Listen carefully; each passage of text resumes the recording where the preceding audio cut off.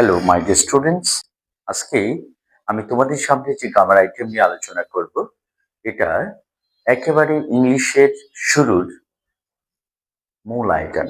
অর্থাৎ একটা শিশু যখন হাঁটি হাঁটি পা পা করে ইংলিশ শিখতে যায় বা ইংলিশ শিখতে শুরু করে, তখন যে আইটেম থেকে সে পড়ালেখা শুরু করে, ঠিক ওই আইটেম থেকে আজকে আমার আলোচনা। অ্যাকচুয়ালি একটা শিশু যখন তার সর্বপ্রথম ইংলিশ বইটি হাতে নিয়ে পড়া শুরু করে এবং সে বলতে আরম্ভ করে এ, বি, সি, ডি ইত্যাদি। তো অ্যাকচুয়ালি ওই এ বি সি ডি এটা কি, এই বিষয়ে আমি কতিপয় কিছু কথা বলতে চাই। আসলে এ বি সি ডি এগুলিকে বলা হয় লেটার। লেটার অর্থ বর্ণ। আসলে লেটার বা বর্ণটা কি? ওই এ বা বি বা সি এটা কেন লেটার? কারণ যখন কোনো ধ্বনিকে বা কোনো শব্দকে আমরা চিহ্নের মাধ্যমে প্রকাশ করব, তখন আমরা তাকে লেটার বা বর্ণ বলবো। যেমন এখানে একটি শব্দ, এই শব্দের কি কোনো অর্থ আছে বা এই শব্দকে কি কোনো চিহ্নের মাধ্যমে প্রকাশ করা যায়? নেভার।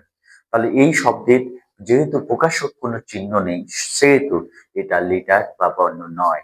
অ্যাকচুয়ালি এই শব্দকে আমরা প্রকাশ করছি এই চিহ্নের মাধ্যমে, বা বি, এই ধ্বনি বা এই শব্দটিকে আমরা এই বি চিহ্নের মাধ্যমে প্রকাশ করছি।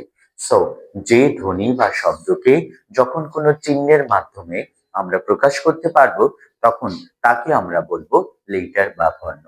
তাহলে আমরা বলতে পারি ধ্বনির সাংকেতিক চিহ্নকে আমরা লেটার বলবো।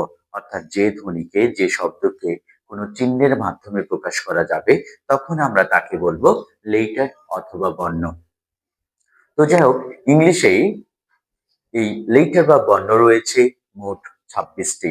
আর এই 26টি অক্ষর লেখার ধরন বা আকৃতির উপর ভিত্তি করে এটাকে দুই ভাগে ভাগ করা যায়। একটি হচ্ছে ক্যাপিটাল লেটার আর একটি স্মল লেটার। ক্যাপিটাল এবং স্মল লেটার এটা লেখার আকৃতি বা ধরনের উপর ভিত্তি করে আমরা বলতে পারি। তো আমরা যখন ইংলিশ কোনো লেটার লিখতে যাব, হোক সেটা ভাওয়েল, হোক সেটা কনসোনেন্ট, হোক সেটা ক্যাপিটাল লেটার বা স্মল লেটার, ইংলিশ লেখার সময় আমরা সব সময় লক্ষ্য করব এরকম তিনটি ঘরকে। অর্থাৎ ক্যাপিটাল লেটার গুলো সাধারণত উপরের ঘর এবং মাঝের ঘরে থাকে। উপরের ঘর আর মাঝের ঘর নিয়ে ক্যাপিটাল লেটার গুলো থাকবে। আর যখন আমরা স্মল লেটার লিখবো, তখন স্মল লেটারের কিছু কিছু লেটার রয়েছে যেগুলো শুধুমাত্র মাঝখানেই থাকবে। আবার কিছু কিছু লেটার রয়েছে যেগুলো মাঝের ঘরে এবং উপরের ঘরে থাকবে। আবার কিছু কিছু লেটার রয়েছে যেগুলো মাঝে এবং নিচের ঘরে থাকবে। সো আমরা যখন লিখতে যাব ইংলিশ, অবশ্যই আমরা এরকম তিনটি ঘর মেনটেন করে লিখবো। আমরা কখনোই একটি অক্ষরের সেপ যেন অন্য অক্ষরের ঘরে না ঢুকে যায়, এটা অবশ্যই আমাদের মেনটেন করতে হবে। এবং যদি আমরা এই ইংলিশের আকৃতির উপর ভিত্তি করে যে লেখার যে ধরন, অর্থাৎ তিনটি ঘরের যথাযথ ব্যবহার, এটা যদি আমরা না করি, তাহলে আমাদের হাতের লেখা কখনোই ভালো হবে না। সো মাই ডিয়ার স্টুডেন্ট, যারা একেবারে জিরো লেভেল থেকে তোমরা ইংলিশ শেখার চেষ্টা করছো, ঠিক এই ঘরগুলোকে মেনটেন করে লেখো, তাহলে ইনশাল্লাহ হাতের লেখা তোমার খুব দ্রুত ভালো হতে থাকবে। তো মাই ডিয়ার স্টুডেন্টস, ইংলিশে এ থেকে জেড পর্যন্ত 26টি অক্ষর রয়েছে। আর 26টি অক্ষরকে একত্রে বলা হয় অ্যালফাবেট। মনে রাখবে, প্রতিটি ল্যাঙ্গুয়েজে, প্রতিটি ভাষায় শুধুমাত্র একটি করে অ্যালফাবেট থাকে। এটা ঢাকা ইউনিভার্সিটিতে একবার অ্যাডমিশনে এটা এসেছিল, how many alphabet are there in English language. অনেকেই লিখেছে বা বৃত্তটি ভরাট করেছে 26টি, অর্থাৎ 26 অ্যালফাবেট। আসলে অ্যালফাবেট 26 না, লেটার 26।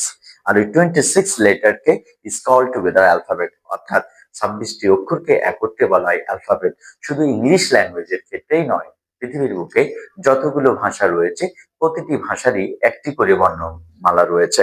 তাহলে আমরা বলতে পারি প্রতিটি ভাষায় তথা ইংলিশ ল্যাঙ্গুয়েজে শুধুমাত্র একটি অ্যালফাবেট রয়েছে। সো মাই ডিয়ার স্টুডেন্টস, এবার এই অ্যালফাবেটকে দুই ভাগে ভাগ করা যায়। একটি হচ্ছে ভাওয়েল এবং আরেকটি হচ্ছে কনসোনেন্ট। মনে রাখবা, ভাওয়েল পাঁচটি, এ, ই, আই, ও, ইউ। এই পাঁচটিকে বলা হয় ভাওয়েল, আর বাকি 21টিকে বলা হয় কনসোনেন্ট। ভাওয়েল, ভাওয়েল কয়টি? পাঁচটি। কে কি? A, E, I O U, A E I O U, এই পাঁচটি হচ্ছে ভাওয়েল, পাঁচটি ভাওয়েল, আর বাকি 21টি হচ্ছে কনসোনেন্ট। আচ্ছা, ভাওয়েলকে কেন ভাওয়েল বলা হয়?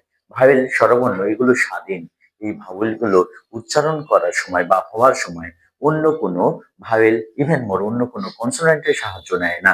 অর্থাৎ যে সকল বর্ণ অন্য কোনো বর্ণের সাহায্য না নিয়েই নিজেই নিজে উচ্চারিত হতে পারে তাকে বলা হয় ভাওয়েল। এবং মনে রাখবা যে ভাওয়েলগুলো স্বাধীন, এরা নিজেরাই উচ্চারিত হতে পারে। আর বাকি 21টি রয়েছে কনসোন্যান্ট,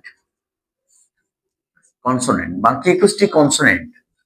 ওকে, আর এই 21টি কনসোনেন্টের মধ্যে দুটো রয়েছে সেমি ভাওয়েল, ডাব্লিউ এবং ওয়াই, এটাকে বলা হয় সেমি ভাওয়েল। কেন সেমি ভাওয়েল বলা হয়? ডাব্লিউ এবং ওয়াই কে সেমি ভাওয়েল এই জন্যই বলা হয় কারণ এই সেমি ভাওয়েল গুলো অর্থাৎ ডাব্লিউ এবং ওয়াই কখনো কখনো ভাওয়েল হয়, আবার কখনো কখনো কনসোনেন্ট হতে পারে। বিশেষ করে যদি কোনো শব্দের প্রথমে ডাব্লিউ এবং ওয়াই থাকে তাহলে সেটাকে কনসোনেন্ট হিসেবে ধরে নিতে হবে। আর যদি কোনো শব্দের শেষে ডাব্লিউ বা ওয়াই থাকে তাহলে সেটাকে আমরা ভাওয়েল হিসাবে ধরে নেব। মনে রাখবা, ভাওয়েল ডাব্লিউ বা ওয়াই, ডাব্লিউ বা ওয়াই শেষে থাকলে সেটা ভাওয়েল, আর প্রথমে থাকলে সেটা কনসোনেন্ট ধরে নিয়ে করতে হয়। যেমনটি well, way, how many vowel are there in the following word, এই শব্দে কতটি ভাওয়েল রয়েছে? এই শব্দে দেখো এ জন্মগতভাবে ভাওয়েল, আর ওয়াইটা সেমি ভাওয়েল শেষে আছে, এই জন্য সেটা পূর্ণাঙ্গ ভাওয়েলের রূপ নিয়েছে। সো ওয়ে এই শব্দে দুটি ভাওয়েল রয়েছে।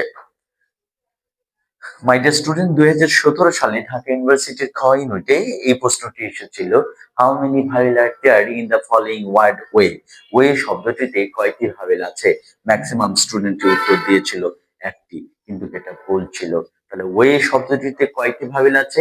উত্তরটি তোমরা এখন জেনে গেছো, এ জন্মগতভাবে ভাওয়েল, আর ওয়াইটা সেমি ভাওয়েল, কিন্তু ওয়াই বা ডাব্লিউ সেমি ভাওয়েল যখন কোনো শব্দের শেষে থাকে তাহলে সেটা ভাওয়েল হয়ে যায়। ওকে মাই ডিয়ার স্টুডেন্টস, একটি শিশু এইভাবে হাঁটি হাঁটি পা পা করে সে লেটার বা বর্ণ শেখার পরে সে পড়াশোনা শুরু করে ওয়ার্ডে। আমি খুব দ্রুত আবার ওয়ার্ডের উপরে ক্লাস নিয়ে হাজির হবো। আল্লাহ হাফেজ।